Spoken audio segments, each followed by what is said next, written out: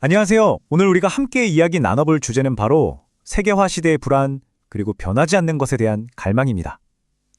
요즘 우리가 느끼는 이 특정한 종류의 불안감, 그 뿌리가 대체 어디에 있는지 한번 같이 따라가 보시죠. 본격적인 얘기에 앞서서 제가 질문 하나로 시작해볼까 하는데요. 여러분, 오늘 아침에 눈 뜨면서 무슨 고민하셨어요? 5분만 더 잘까? 같은 사소한 고민부터 시작해서 오늘 회의는 또 어떻게 버티지? 미래는 어떻게 되는 걸까? 같은 좀 더 무거운 걱정까지. 아마 다들 그러실 거예요. 우리는 눈 뜨는 순간부터 고민과 함께 하루를 시작하죠. 강상중 교수가 어머니가 부르시던 아리랑에서 영감을 받아서 이런 말을 했어요. 사람의 마음은 고민의 바다라고요.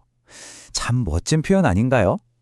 우리 마음이라는 게 원래부터 수많은 생각과 걱정으로 출렁이는 바다 같다는 건데요. 중요한 건 이게 꼭 나쁜 것만은 아니라는 뉘앙스가 있다는 거예요.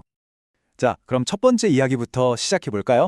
우리의 마음을 고민의 바다라고 본다면 이 고민한다는 행위 자체가 인간에게 얼마나 근본적인 건지 한번 파고들어 보겠습니다. 이거 굉장히 흥미로운 개념인데요. 홀로코스트 생존자이자 정신과 의사인 빅터 프랭클이 말한 호모 파티엔스, 우리말로 하면 고뇌하는 인간입니다. 이게 그냥 고통받는 존재가 아니에요. 그 고통 속에서 왜? 라고 질문하고 의미를 찾으려고 애쓰는 존재, 바로 그게 호모 파티엔스라는 거죠.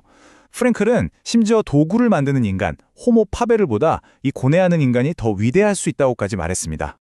아니, 왜 그랬을까요? 생각해보세요. 모든 걸 다 빼앗긴 수용소 안에서 그 누구도 뺏어갈 수 없었던 단 하나, 그게 바로 내가 이 상황을 어떻게 받아들일 것인가 하는 생각의 자유였다는 거예요. 그 극한의 상황 속에서 사유하는 능력이야말로 인간의 마지막 존엄이라는 걸 온몸으로 깨달은 거죠. 자, 그렇다면 옛날 사람들도 다 고민을 했는데 왜 유독 오늘날 우리가 느끼는 불안은 좀 특별하게 느껴질까요? 그 진짜 원인이 뭔지 한번 들여다보겠습니다. 정답부터 말씀드리면 바로 세계화입니다. 강상중 교수는 현대인의 불안이 바로 이 거대한 흐름에서 시작된다고 봤는데요. 아니, 세계화라니, 뭐 교과서적인 얘기 아니야? 라고 생각하실 수도 있어요. 근데 이게 우리 한 사람 한 사람의 삶에 어떻게 파고드는지 그 연결고리를 보면 생각이 달라지실 겁니다. 여기서 핵심 키워드가 바로 직파입니다. 말 그대로 다이렉트로 날아와서 꽂힌다는 거죠. 중간에 막아주는 거 하나도 없이요. 자, 이게 어떻게 작동하냐면요. 예를 들어서 지구 저 반대편에서 금융위기가 빵 터졌어요. 옛날 같았으면 국가라는 게 일종의 방파제처럼 충격을 좀 막아주고 흡수해주고 그랬거든요. 근데 지금은 어때요? 그런 완충장치가 거의 없죠. 그 거대한 충격파가 그냥 바로 내 주식 계좌, 내가 내야 할 대출 이자, 오늘 저녁 장바구니 물가에 그대로 와서 꽂히는 거예요. 사실 이런 종류의 불안감, 우리가 역사상 처음 겪는 건 아니에요.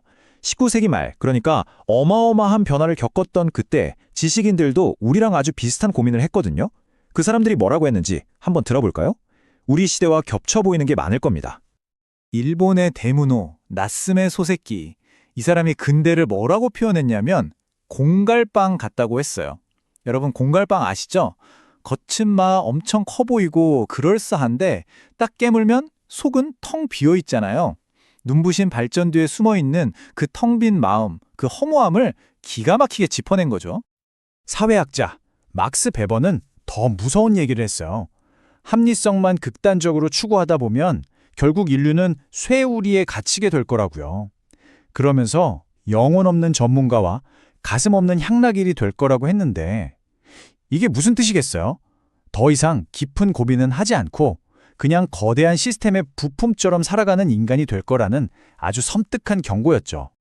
자, 이렇게 모든 게 너무 빨리 변하고 정신없이 흘러가다 보니까 우리 마음속에 역설적으로 어떤 갈망이 생겨납니다. 그게 뭐냐면 제발 좀 변하지 않는 무언가를 붙잡고 싶다는 아주 절실한 마음이죠.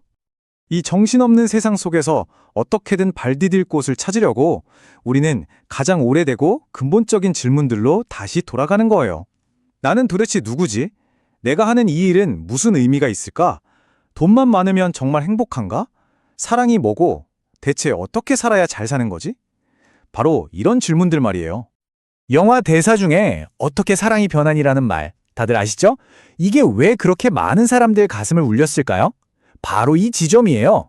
머리로는 사랑이 변할 수 있다는 걸 알면서도 제발 내 사랑만큼은, 내가 믿는 가치만큼은 변하지 않기를 바라는 마음, 이게 바로 이 시대를 살아가는 우리의 모습이라는 거죠. 자, 이제 거의 다 왔습니다. 가장 중요한 부분이에요. 이 모든 불안과 고민을 그냥 끌어안고 끙끙 앓는 게 아니라 어떻게 이걸 우리의 힘으로 바꿀 수 있을까? 진짜 고민하는 힘이 뭔지 한번 알아보겠습니다. 핵심은요, 관점을 완전히 바꾸는 거예요. 우리는 자꾸 고민을 없애줄 어떤 깔끔한 정답을 찾으려고 하잖아요. 근데 진짜 힘은 거기에 있는 게 아니에요.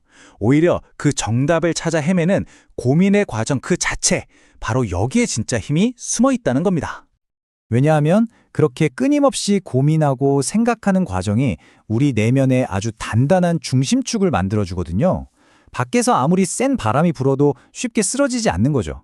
일종의 정신적인 근육이 생기는 거예요. 결국 내 안에 절대 변하지 않는 나를 만드는 과정이고, 그렇게 되면 세상이 아무리 흔들려도 나는 내 길을 뚜벅뚜벅 갈 수 있게 되는 겁니다. 마지막으로 이 질문을 여러분께 한번 던져보고 싶습니다. 지금 여러분이 하는 그 고민은 여러분을 더 약하게 만들고 있나요? 아니면 더 강하게 만들고 있나요? 고민을 그냥 문제라고 생각하고 피하는 게 아니라 그 과정을 통해서 내면의 힘을 기르는 것. 어쩌면 이게 이 불안의 시대를 항해하는 우리에게 가장 필요한 지혜가 아닐까 싶습니다.